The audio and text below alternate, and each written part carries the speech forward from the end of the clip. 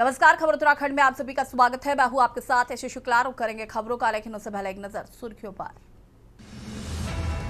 समय से पहले हो सकता है विधानसभा चुनाव। कुंवर जनगणना की वजह से अटकलें तेज। चुनाव को लेकर मैन पावर की होगी जरूरत। चुनाव आयोग कर रहा सभी पहलुओं का अध्ययन। लालको एसआईआर विशेष गहन पुनरीक्षण कार्य तेजी से जारी है। एसडीएम मोनिका आर्य ने तहसील सभागार में समीक्षा बैठक की। गणना प्रपत्रों का फील्ड में वितरण, डिजिटल अपडेट प्रक्रिया। उत्तराखंड में शिक्षकों के लिए टेट अनिवार्य। शिक्षकों की नौकरी पर गहराया संकट। फॉर्मूला तय नहीं कर पाया विभाग।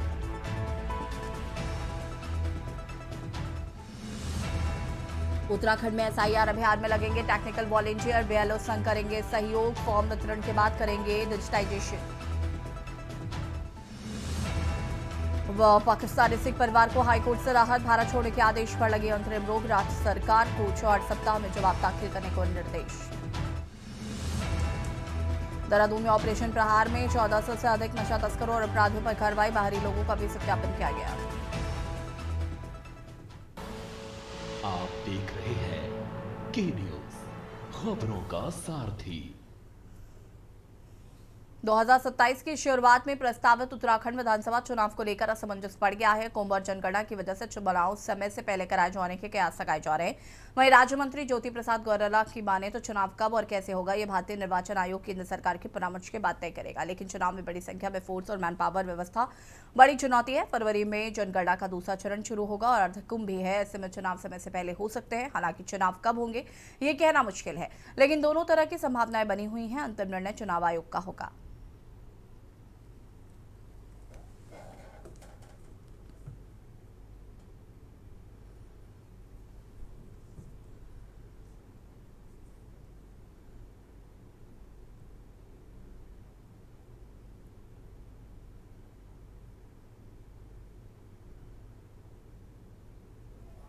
देखिए, चुनाव किसी भी राज्य में चुनाव कब होंगे, कैसे होंगे, उन सब का निर्धारण भारतीय निर्वाचन आयोग करता है, जो कि एक स्वतंत्र इकाई है। और निर्वाचन आयोग केंद्रीय सरकार के परामर्श के बाद, क्योंकि उसमें बहुत बड़ी संख्या में फोर्स का डिप्लॉयमेंट होता है, बहुत बड़ी संख्या में मैन पावर उसमें लगता है, तो ये बात सही है कि कुंभ भी है और जनगणना का दूसरा फेज फरवरी माह में शुरू हो रहा है। राजनीतिक क्षेत्र में संभावनाएं असीमित रहती हैं। उत्तराखंड में आगामी विधानसभा चुनाव होने से पूर्व सरकार की ओर से विशेष गहन पुनरीक्षण कार्रवाई युद्ध स्तर पर चल रही है। लालको में हल्द्वानी उपचुनाधिकारी मोनिका आर्य ने एसआईआर को लेकर गणना में लगे सुपरवाइजर, सेक्टर अधिकारी समेत स्थानीय राजनीतिक प्रतिनिधियों के साथ लालको तहसील सभागार में समीक्षा बैठक लेते हुए आवश्यक दिशा निर्देश दिए हैं। वहीं फील्ड में एसआईआर के फॉर्मों को वितरित कर दिया गया है। साथ ही गणना में होने वाली परेशानियों के बारे में विस्तार से समीक्षा की गई।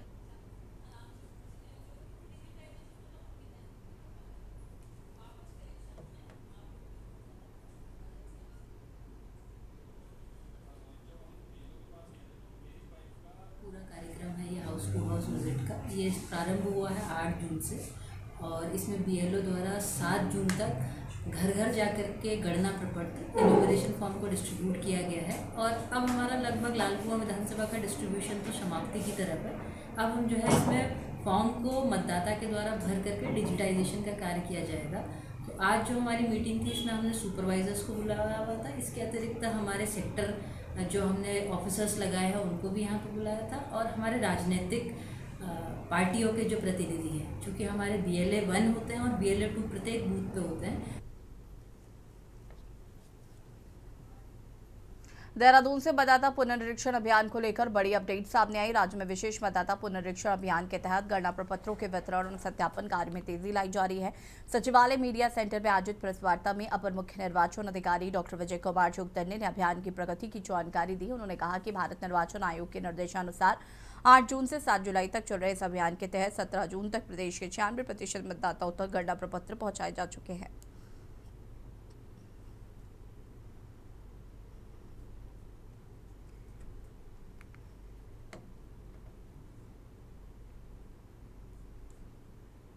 निर्देशानुसार पूरे प्रदेश में विशेष सघन पुनरीक्षण कार्यक्रम जारी है। और इस अभियान में हम लोगों ने 8 जून से लेकर 7 जुलाई का जो समय दिया था, जिसमें घर घर जाकर सभी मतदाताओं को गणना प्रपत्र उपलब्ध कराना था। उस कार्यक्रम का जो प्रगति है उसका विवरण उपलब्ध कराने के लिए आज का हमने प्रेस वार्ता रखा है। अभी तक का जो प्रगति प्राप्त हुआ है 17 जून तक हमारे इस अभियान में 97% हमारे मतदाताओं को हम गणना प्रपत्र उपलब्ध कराने में सफल हो पाए हैं। इसमें 6 जनपद हमारे ऐसे हैं जहां पर 99% से अधिक प्रगति प्राप्त किया गया है।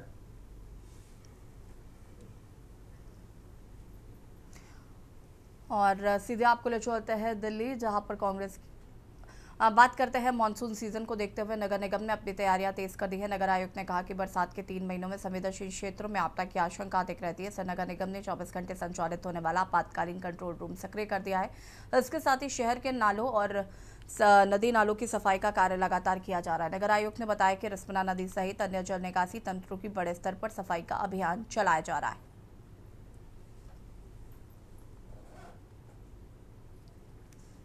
उत्तराखंड में पूरे भारत में मानसून की घटना जो बहुत इम्पॉर्टेंट होती है और ये 3 महीने विशेषकर पर्वतीय क्षेत्रों में बहुत सेंसिटिव रहते हैं। हमने नगर निगम में जो आपातकालीन केंद्र सक्रिय कर दिया है, ये 24 घंटे एक्टिव है। इसमें सफाई से लेके पत्रकार सारे लोग हैं। इसके अतिरिक्त आपदा कंट्रोल रूम के जो नालियों की सफाई है ये भी हम लोग कर रहे हैं। नदियों की सफाई का भी काम चल रहा है। रिस्पना पे भी एक बड़े स्तर पे सफाई का कार्य होना है। बीच में बारिश हो जा रही है तो उसमें थोड़ा सा डिले हो रहा है कि बारिश में हम उसमें जेसीबी और अन्य जो डंपर है नहीं डाल सकते, लेकिन जो मौसम 1-2 दिन का मिलेगा तो बड़े पैमाने पर हम लोग करेंगे।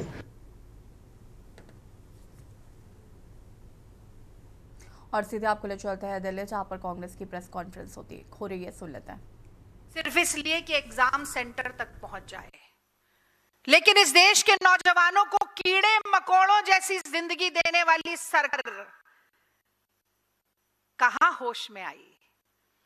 वो घुटे दम तोड़कर मर गया, एक शब्द किसी के मुंह से नहीं निकला। शून्य सरकार है ये, ऐसे संवेदन शून्य प्रधानमंत्री हैं कि किसी भारतीय के जान की कोई कीमत नहीं।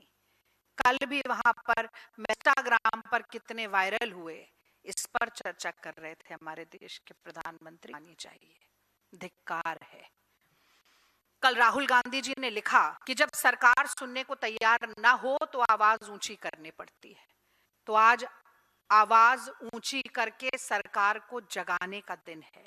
एक शांतिपूर्ण क्रांति के हुंकार और गूंज का, और इस क्रांति की गूंज मैं चाहती पूरे देश में सुनाई दे। और आज इस प्रेस वार्ता के माध्यम से मैं अपील भी करती हूँ, ज्यादा से ज्यादा छात्र आज के इस कार्यक्रम से जुड़ें, राहुल जी के साथ जुड़ें, जेनजी के साथ जुड़ें। जिन छात्र छात्राओं को समस्याएं रही हैं वो तो आए ही, जिनको नहीं भी है तो अपने समुदाय के साथ खड़े होने के लिए जुड़ें। और जाते जाते एक कल जो निर्णय मोदी सरकार ने लिया, मैं सोचती हूँ उस पर भी 2 शब्द कहने चाहिए। बड़ी चर्चा में वो निर्णय है। तो किसी से छुपी रह नहीं गई कि देश में बिना एयरफोर्स और आर्मी की मदद के मोदी सरकार एक कॉम्पिटिटिव एग्जाम भी करा सकती। जब तक आर्मी और एयरफोर्स का इंटरवेंशन ना हो, एक कॉम्पिटिटिव परीक्षा अच्छे से नहीं हो सकती है इस देश में। और यही कारण है मेरे ख्याल से कि 10 साल से 89 पेपर लीक हुए हैं, और यही सिलसिला चलता ना रहे, इसीलिए सरकार का ये कहना था कि हमने एक प्रिवेंटिव मेजर लिया। तो भैया 90 पेपर लीक होने के बाद सरकार को प्रिवेंटिव मेजर याद आ गया, मैं तो इसके लिए ही धन्यवाद देती हूं। पर वो प्रिवेंटिव मेजर क्या है? वो प्रिवेंटिव मेजर ये है कि एनटीए की सिफारिश या अनुरोध के चलते टेलीग्राम को अगली नीट परीक्षा तक के लिए ब्लॉक या बैन कर दिया गया है। यानी कि पूरा छात्र समुदाय जिस एनटीए को बैन कराने के लिए सड़कों पर है, उस एनटीए के अनुरोध पर टेलीग्राम को बैन कर दिया गया है। तो अब मैं तो क्या ही इस पर कह सकती हूं। अब ये तो वो बात हुई कि अगर बच्चे के पेट में दर्द है तो डायपर बदल दो, अगर किसी को बुखार है तो थर्मामीटर तोड़ दो, प्याज महंगी है तो खाना छोड़ दो, शिक्षा मंत्री का इस्तीफा मांग रहे हैं तो सीबीएसई के पदाधिकारियों का तबादला कर दो।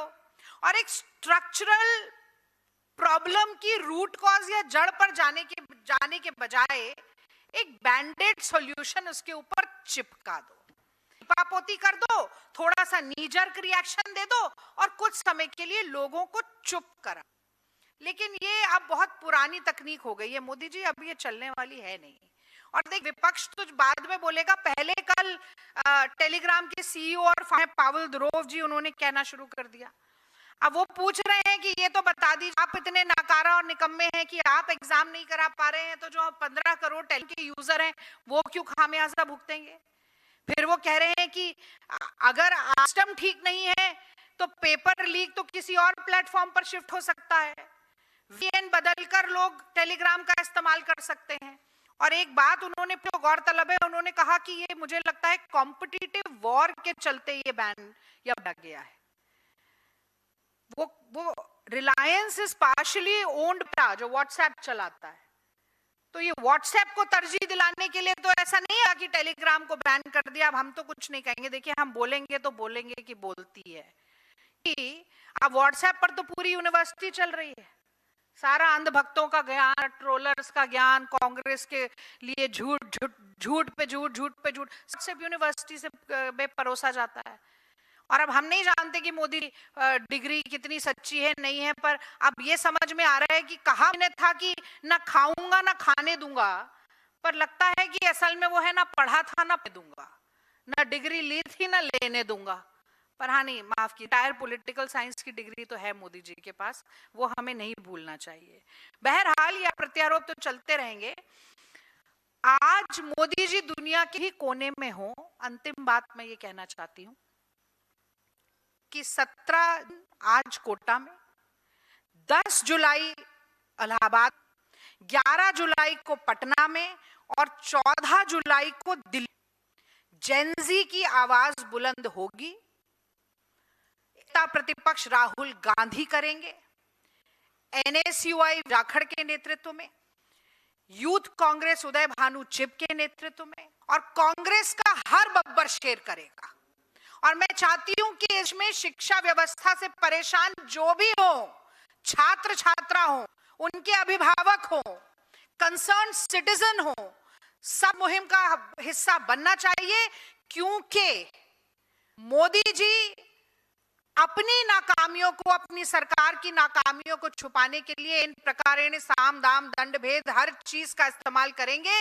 और ये वक्त है हम भी दिखाएं कि जब जनता जागरूक होती है, जब युवा जागरूक होता है, सरकार का कोई पैंतरा नहीं चलता। और मैं अपनी बात पाश की एक कविता है जो मुझे बहुत पसंद है, उसकी कुछ पंक्तियों से करना चाहती हूं। तो पाश ने कहा कि मेहनत की लूट सबसे खतरनाक नहीं होती, इसकी मार सबसे खतरनाक नहीं होती, लालच की मुट्ठी सबसे खतरनाक होती है, सबसे खतरनाक होता है मुर्दा शांति का भर जाना, तड़प का ना होना, सब कुछ चुपचाप सहते जाना, सबसे खतरनाक होता है हमारे सपनों का मर जाना।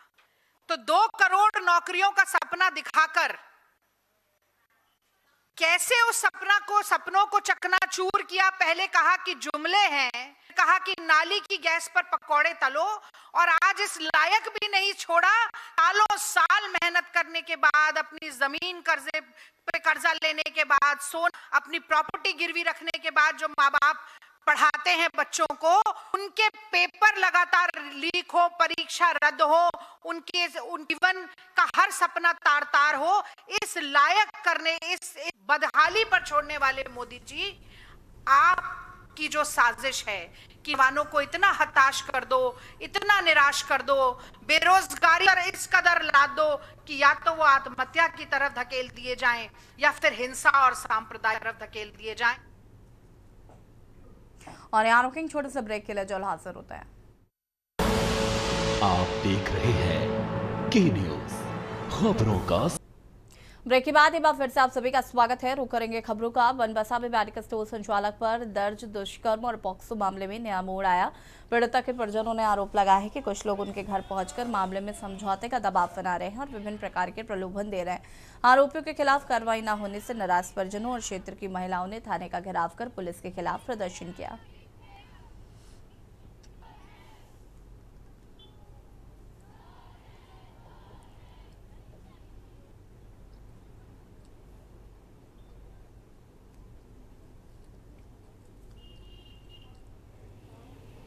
कहते हैं वो हमारी छोटी बहन लगती है। हम इतना ही कहना चाहेंगे, जो ये अंजनी विक्रम है, भुवन जोशी है और क्या कहते हैं अपना ये सोनू है, ये तीनों अभी भी घूम रहे हैं बाहर।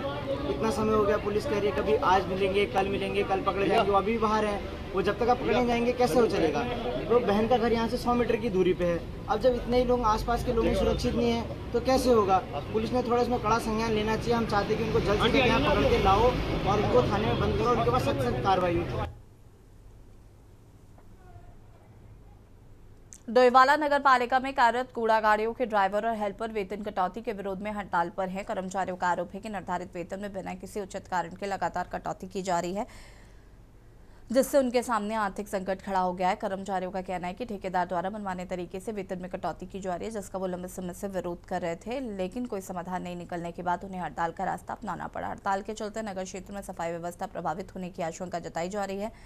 कई इलाकों में कूड़ा उठान की सेवाएं बाधित हो सकती है, जिससे कि स्थानीय लोगों को परेशानियों का सामना करना पड़ रहा है। अपनी बात समूह करके हमारे साथ शोषण हो रहा है और हमें धमकाया जा रहा है। धमकाया जा रहा है कि अगर तुम काम पे नहीं जाओगे सबको निकाल दिया जाएगा, सस्पेंड करने का। हरिद्वार से हम बंदे बुलवा रहे ड्राइवर, जिनसे बात करते हैं बताइए गौतम भाई, ये हरीश भाई बताएंगे।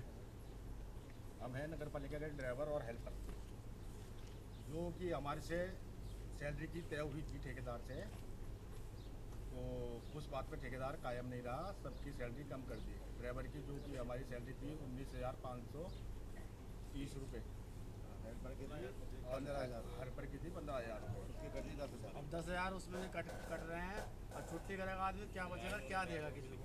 अपनी बात समूह करके हमारे साथ शोषण हो रहा है और हमें धमकाया जा रहा है। धमकाया जा रहा है कि अगर तुम काम पे नहीं जाओगे सबको निकाल दिया जाएगा, सस्पेंड करने का। हरिद्वार था। अंतर्राष्ट्रीय निशानेबाज और द्रोणाचार्य पुरस्कार विजेता जसपाल राणा के परिवार को लेकर फैली एक बड़ी अफवाह पर अब विराम लग गया है। सोशल मीडिया पर जसपाल राणा की मां के निधन की खबरें तेजी से वायरल हो रही हैं, लेकिन अब अस्पताल से सामने आए एक वीडियो में उनके दावों को गलत साबित किया है। वीडियो में जसपाल राणा की मां अस्पताल में उपचाराधीन नजर आ रही है। फिलहाल उनकी हालत की चिकित्सकों की निगरानी में बनी हुई है।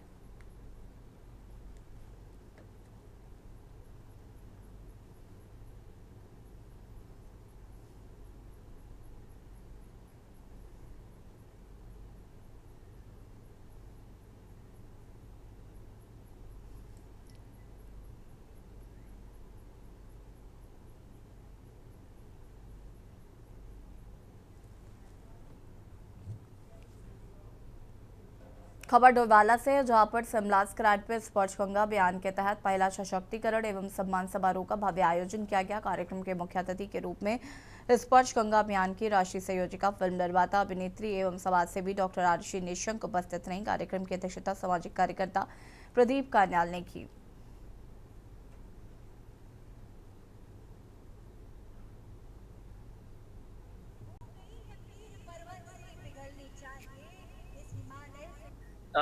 डॉक्टर आरुषि जी, क्योंकि वो स्पर्श गंगा अभियान की ब्रांड एम्बेसडर हैं, तो उनका फर्ज भी बनता था, उनका कर्तव्य बनता था कि अपने क्षेत्र में भी एक जागरूकता अभियान चलाए। और उसी जागरूकता अभियान के तहत डॉक्टर आरुषि निशंक आज यहाँ दुधली क्षेत्र में पहुंची और आपने जनता से आह्वान किया, मातृशक्ति से आह्वान किया कि हमें स्वच्छ भारत अभियान, हमें पर्यावरण संरक्षण के लिए और ये स्पर्श गंगा अभियान से हम सब लोगों को जुड़ करके आगे बढ़ना चाहिए। और मैं समझता हूँ कि जितनी आज हमने मातृशक्ति में जागरूकता देखी, कई बार भी अपनी मातृशक्ति को देखती हूँ, मुझ में एक नई ऊर्जा का संचार होता है, क्योंकि ये वो मातृशक्ति है जिन्होंने अपने घर को भी बनाया है, समाज को बनाया और इस देश को भी बनाया है। तो आज बस इन्हीं लोगों से थोड़ी प्रेरणा लेने और इन लोगों से थोड़ा सीखने आज मुझे यहाँ दुधली गाँव में आने का मौका मिला और बहुत ही प्यारा गांव रहा है हमेशा से और काफी मैं पिताजी के साथ भी इस गांव में बहुत घूमी हूँ। आज आरुषि जी यहाँ पर पहुंची थी और काफी समय उन्होंने यहाँ पर दिया और एक वृक्ष माँ के नाम जो हमारा कार्यक्रम चल रहा है उसके निमित्त एक वृक्ष यहाँ पर लगाया और सबसे आह्वान किया कि सभी लोग पर्यावरण सुरक्षा के लिए एक वृक्ष अपने आवास पे, अपने क्षेत्र में जरूर लगाएं। और स्पर्श गंगा के लिए उन्होंने आह्वान किया कि आप लोग बढ़ चढ़कर इस गंगा स्वच्छता के अभियान में भी प्रतिभाग करें। तो सभी लोगों ने उन्हें आश्वस्त किया है कि हम आपके साथ कंधे से कंधा मिलाकर कार्यक्रम बहुत सफल। खबर देहरादून से, जहां पर प्रदेश में बहुचर्चित छात्रवृत्ति घोटाले को लेकर राजनीतिक बयानबाजी तेज हो गई है। प्रवर्तन निदेशालय द्वारा मनी लॉन्ड्रिंग जांच के तहत 13.83 करोड़ रुपए की संपत्तियां कुर्क किए जाने के बाद राज्य की राजनीति गरमा गई है। इस कार्रवाई पर प्रतिक्रिया देते हुए भाजपा प्रदेश प्रवक्ता कुंवर जपेल सिंह ने इसे एक सराहनीय कदम बताया।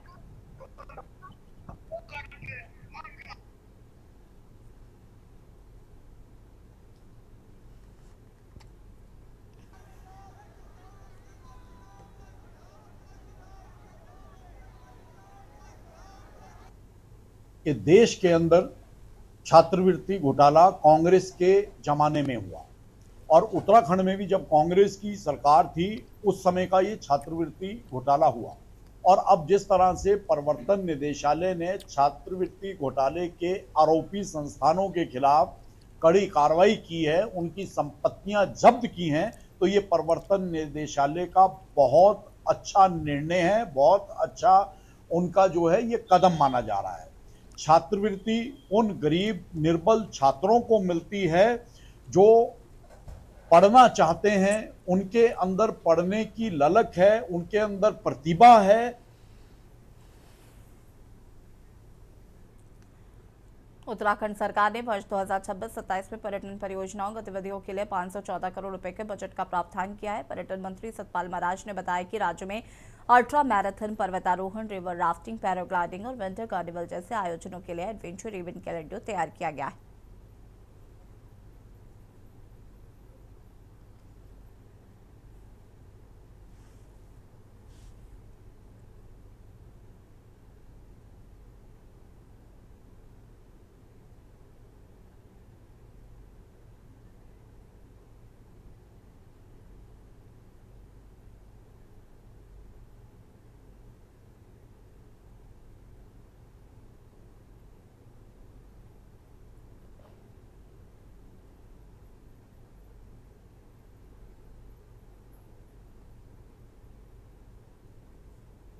विभिन्न योजनाओं एवं गतिविधियों हेतु वर्ष 2026-27 के लिए 514 करोड़ के बजट का प्रावधान किया गया है। आज जो हमारी 24वीं बोर्ड बैठक हुई है, पर्यटन विकास, मानव संसाधन सुदृढ़ीकरण, साहसिक पर्यटन, कौशल विकास, निवेश प्रोत्साहन तथा वित्तीय प्रबंधन से जुड़े महत्वपूर्ण प्रस्तावों पर विचार एवं अनुमोदन किया गया। बैठक में पूर्व बोर्ड निर्णयों के अनुपालन की समीक्षा करते हुए कार्मिक व्यवस्थाओं को सुदृढ़ बनाने, रिक्त पदों पर नियुक्ति प्रक्रिया को गति देने तथा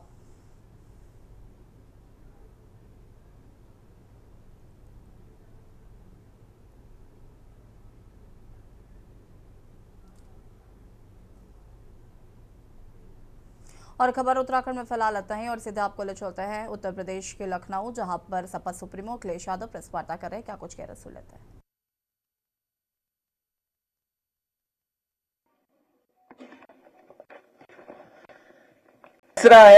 दूसरा भाजपा राज में दलितों के विरुद्ध अपराधों में 37% की वृद्धि हुई है और ये आंकड़े बता रहे हैं। महिलाओं के विरुद्ध अपराधों में उसमें भी ग्राफ का ऊपर जा रहा है। जन स्वास्थ्य, पब्लिक हेल्थ, प्राथमिक स्वास्थ्य केंद्रों की संख्या गोरखपुर में 77 थी 2017 में। 2017 तक गोरखपुर में प्राथमिक स्वास्थ्य केंद्र की संख्या थी 77, अब घट करके रह गई है 9, बाकी सब बंद कर दिए गए। कोई दवाई नहीं, कोई इलाज नहीं, और जो डॉक्टर कर्मचारी होंगे भी उनका पता नहीं। और अगर इतने कम हुए हैं तो सोचिए 1000 स्वास्थ्य कर्मचारी कम हो गया लगभग। अगर जिला अस्पताल, मेडिकल कॉलेज और अगर हम पीएससी, सीएससी इन सबका मिला लेंगे तो लगभग गोरखपुर में ही 2000 कर्मचारी कम हो गए होंगे। और ये जानबूझ के किए जा रहे हैं जिससे कि प्राइवेट तरफ भागें लोग, प्राइवेट में इलाज कराएं। 2017 तक गोरखपुर में प्राइवेट एलोपैथिक स्वास्थ्य केंद्रों की संख्या 37 थी।